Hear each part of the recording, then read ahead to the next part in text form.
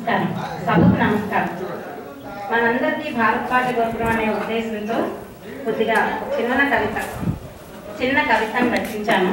దయచేసి నేను కొద్దిగా కోరుతున్నాను. భరద్వాజుని వైజ్ఞానికతను పుడికిపుచ్చుకున్న చల్లని తల్లియే మన పాలకోడేటి వంశవల్లి. భరద్వాజుని వైజ్ఞానికతను పుణికిపుచ్చుకున్న చల్లని తల్లియే మన పాలకోడేటి వంశవల్లి.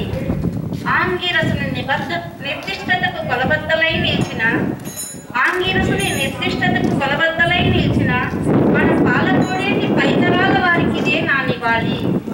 ఆంగిరసును నిర్దిష్టతకు కొలబద్దలై నిలిచిన మన పాలకోడేటి పైతరాల వారికి ఇదే నివాళి. బృహస్పతుల బుద్ధి వైభవానికి నిదర్శనం నేటి తరం. బృహస్పతుల బుద్ధి వైభవానికి ఇదే నేటి నిదర్శనం. ఈ యువతరం